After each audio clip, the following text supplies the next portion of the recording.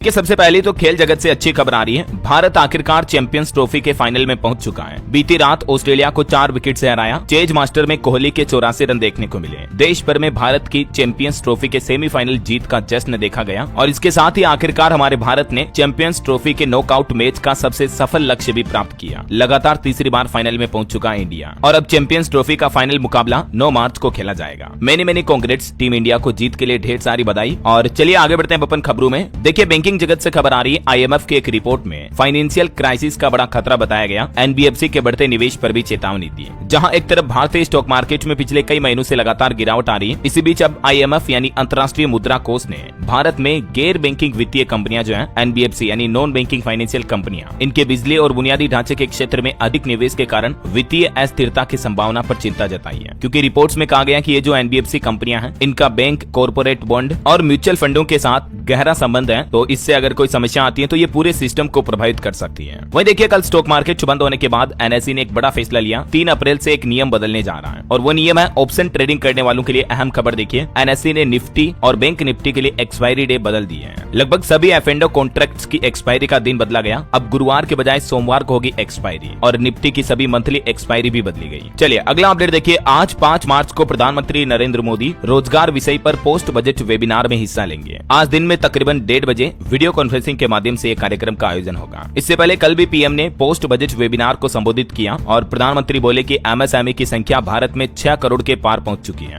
जिससे कि हमारे देश में रोजगार के अवसर बढ़ रहे हैं। मोदी बोले कि बिजनेस को सरल बनाने के लिए 40,000 अनुपालन हटाए। जन विश्वास बिल 2.0 पर भी हम काम कर रहे हैं। और भी PM मोदी ने इस पोस्ट बजट वेबिनार को संबोधित करते हुए ये 7 बड़ी बातें कही हैं। प्रधानमंत्री के संबोधन की कुछ बड़ी बातें आप देख सकते हैं स्क्रीन पर। और इस दौरान PM मोदी ने एक और बड़ी घोषणा की। कहा कि पहली बार उद्यमी बनने वाले 5 लाख लोगों को 2 करोड़ रुपए तक का ऋण यानी कि लोन मिल सकेगा। आपको पता होगा बजट में भी सरकार ने ये घोषणा की थी। तो इस प्लान का मुख्य उद्देश्य है जो पहली बार हमारे देश में कोई काम धंधा बिजनेस व्यापार शुरू करेंगे तो उनको 2 करोड़ रुपए तक का लोन भारत सरकार देगी, है ना। वहीं दोस्तों PM मोदी ने अपने गुजरात दौरे के दौरान वनतारा वन्य जीव बचाव, पुनर्वास और संरक्षण केंद्र का भी उद्घाटन किया। ये रिलायंस ग्रुप के वनतारा में PM मोदी ने तकरीबन 7 घंटे गुजारे। शेर के एक शावक को दूध भी पिलाया। चिंपैंजी, हाथी, जिराफ, डॉल्फिन के साथ भी कुछ अहम पल बिताए। ये कुछ तस्वीरें आप देख सकते हैं। चलिए अगला अपडेट देखिए। न्यू इनकम टैक्स बिल को लेकर खबर आ रही कि आयकर विधेयक पर चर्चा करने के लिए लोकसभा की प्रवर समिति की बैठक 6 और 7 मार्च को होगी और इस बैठक में सरकार ICAI समेत कई संस्थाओं से राय लेगी, चर्चा करेगी नए इनकम टैक्स बिल को लेकर। वहीं तेलंगाना टनल हादसे का अपडेट देखिए आप। क्षतिग्रस्त कन्वेयर बेल्ट चालू हुआ। हर घंटे तकरीबन 800 टन मलबा बाहर निकाला जा रहा है। 8 मजदूरों के रेस्क्यू का 11वां दिन कुछ यूं रहा। उम्मीद है कि अब जल्द ही मजदूरों को बाहर निकाला जा सकेगा। और बड़ी खबर देखिए, सुप्रीम कोर्ट ने सरकार से पूछा कि कितने दागी नेताओं को राहत दी। इलेक्शन कमीशन से भी चुनाव लड़ने से बैन हटाने या घटाने की जानकारी मांगी। 2 सप्ताह की मोहलत दी है सुप्रीम कोर्ट ने दागी नेताओं के चुनाव लड़ने के मामले पर। और वहीं दोस्तों हॉस्पिटल में इलाज को लेकर भी सुप्रीम कोर्ट ने कहा कि राज्य सरकारें सस्ता इलाज देने में नाकाम रही हैं, जिससे कि प्राइवेट अस्पतालों को बढ़ावा मिला।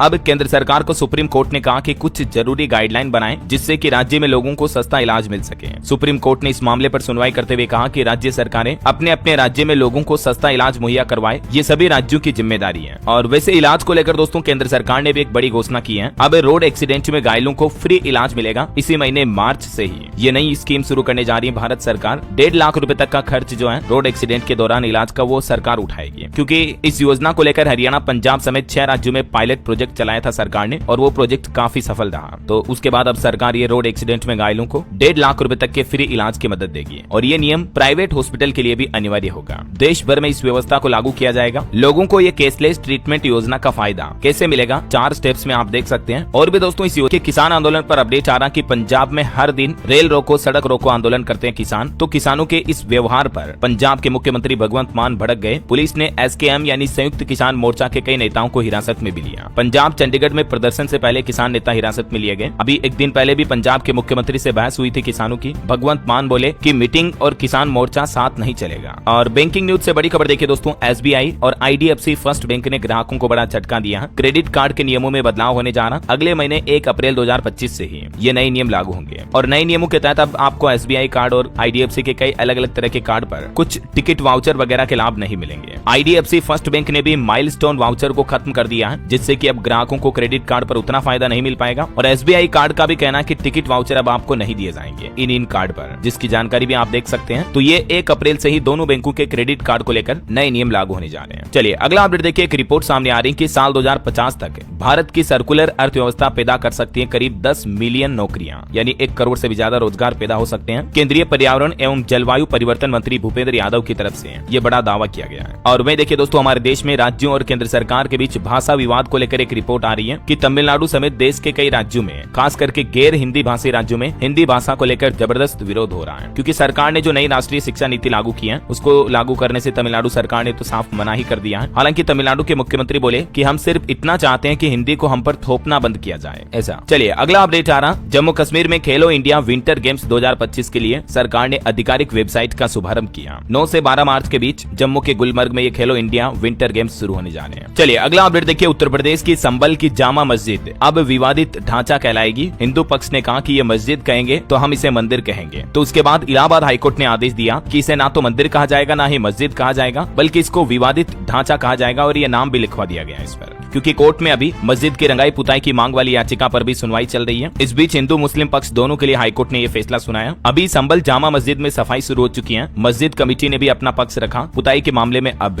10 मार्च को इलाहाबाद हाईकोर्ट सुनवाई करेगा। इस मामले पर मुख्यमंत्री योगी आदित्यनाथ ने भी कहा कि जो हमारा है बस वो हमें मिलना चाहिए, इसके अलावा कुछ नहीं चाहिए। विधानसभा में सीएम योगी बोले कि संबल में 68 तीर्थ को मिटाने की कोशिश हुई, हमने 54 को ढूंढ निकाला। सदन में सीएम योगी ने कहा कि 8 साल से उत्तर प्रदेश में नहीं लगा कोई भी नया कर, यानी नया टैक्स नहीं लगाया गया। पिछले साल का बजट श्री राम को समर्पित था। वहीं महाकुंभ की सफलता पर भी मुख्यमंत्री बोले कि 45 दिन 66 करोड़ से ज्यादा लोगों ने संगम स्नान किया, लेकिन एक भी अपराध नहीं हुआ। और मुख्यमंत्री योगी आदित्यनाथ की एक और बड़ी घोषणा देखिए दोस्तों, यूपी में अब मछुआ समाज की बेटियों को भी शादी के लिए 51 हजार रूपए दिए जाएंगे और पढ़ाई के लिए भी 50 हजार रूपए देगी योगी सरकार, जो मछुआ समाज की बेटियां हैं उनके लिए। और यूपी विधानसभा में देखिए नेता प्रतिपक्ष भी बोले कि सुरेश खन्ना कंजूस आदमी है, ज्यादा कहेंगे तो दिक्कत हो जाएगी। विधानसभा में एक विधायक ने गुटखा भी थूका। यूपी विधानमंडल के बजट सत्र का 9वां दिन कुछ यूं रहा। और इधर बिहार के पॉलिटिक्स से भी खबर देखिए आप। तेजस्वी यादव बोले कि बिहार सरकार खटारा, सीएम थका हारा। तो नीतीश कुमार ने भी जवाब दिया, कहा कि तुम्हारे पिता लालू को मैंने बनाया, तुम्हारी जाति वाले कहते थे ऐसा मत करो। ये कंट्रोवर्सी देखने को मिली बिहार विधानसभा में भी। इधर दिल्ली के पूर्व मुख्यमंत्री अरविंद केजरीवाल भी विपश्यना ध्यान में लीन होने जा रहे हैं। होशियारपुर के ध्यान केंद्र में रहेंगे ये 10 दिन। दिल्ली चुनाव में हार के बाद उनका ये पहला दौरा होने जा रहा है। चलिए अगली खबर देखिए। केंद्रीय मंत्री की बेटी से जो छेड़छाड़ का मामला सामने आया था हाल ही में, उस मामले में 4 आरोपियों को गिरफ्तार किया गया। 3 की तलाश जारी है। आदित्य ठाकरे बोले कि महिलाओं पर अत्याचार करने वालों को फांसी दो। वहीं खबर है दोस्तों, मध्य प्रदेश में 5 बड़े कारोबारियों के यहाँ पर आयकर विभाग ने रेड डाली। 100 करोड़ की जमीन खरीदी। उसके बाद इनकम टैक्स डिपार्टमेंट ने कार्रवाई की। एमपी के सतना में शादी के स्टिकर लगाकर ITR डिपार्टमेंट की गाड़ियां पहुंची। और सुप्रीम कोर्ट का एक बड़ा फैसला देखिए। किसी को मियां तियां या पाकिस्तानी कहना गलत जरूर है, लेकिन ये कोई अपराध नहीं है। सुप्रीम कोर्ट ने कहा कि धार्मिक भावनाएं आहत करना जैसा इस मामले में कुछ भी नहीं है और एक केस को खारिज कर दिया। सुप्रीम कोर्ट ने झारखंड के एक मामले की सुनवाई करते हुए ये महत्वपूर्ण बयान जारी किया। कहा कि ऐसे शब्द बोलना ये भले ही गलत हो सकता है, लेकिन भारतीय दंड संहिता की धारा 298 के तहत ये कोई अपराध नहीं है। तो किसी को ऐसे शब्द ना बोले, किसी को ठेस नहीं पहुंचनी चाहिए। वहीं सुप्रीम कोर्ट का एक और फैसला देखिए आप। मध्य प्रदेश में अब दृष्टि बाधित भी जज बन सकेंगे, यानी जो नहीं देख सकते हैं ऐसे लोग भी जस्टिस बन पाएंगे। सुप्रीम कोर्ट ने कहा कि दिव्यांगता के आधार पर न्यायिक सेवा में भर्ती के लिए अयोग्य नहीं ठहराया जा सकता किसी को। और अंतर्राष्ट्रीय न्यूज से बड़ी खबर देखिए दोस्तों, यूक्रेन के राष्ट्रपति जेलेंस्की को ट्रंप के साथ बहस करने का अब अफसोस है। उन्होंने कहा कि हम खनिज समझौते के लिए तैयार हैं, क्योंकि ट्रंप ने यूक्रेन की सभी सैन्य मदद भी रोक दी है। अभी व्हाइट हाउस में जो दोनों नेताओं के बीच बहस हुई थी, उसके बाद अब रूस यूक्रेन जंग पर भी बुरा असर देखने को मिल रहा है। इधर ट्रंप सरकार के टैरिफ फैसलों की वजह से अमेरिका के शेयर बाजार में भी भारी गिरावट देखी गई, क्योंकि डोनाल्ड ट्रंप ने हाल ही में कनाडा मेक्सिको पर 25%, तो वहीं चाइना पर 10% तक टैरिफ बढ़ाया। बदले में दूसरे देश भी बोले कि हम भी टैरिफ लगाएंगे। देखिए अमेरिका की टैरिफ वॉर के खिलाफ ड्रैगन यानी चाइना ने भी पलटवार किया और अमेरिकी कृषि उत्पादों के आयात पर 15% तक शुल्क लगा दिया। तो दुनिया के सभी देश एक दूसरे पर ये महंगाई का बोझ डाल रहे हैं। अमेरिकी सरकार के फैसलों का ये नेगेटिव असर दिख रहा है। इस बीच चाइना का तो ये भी कहना कि हम अपना रक्षा बजट और ज्यादा बढ़ाएंगे। चाइना सरकार बोली कि संप्रभुता की रक्षा के लिए ताकत होना जरूरी है।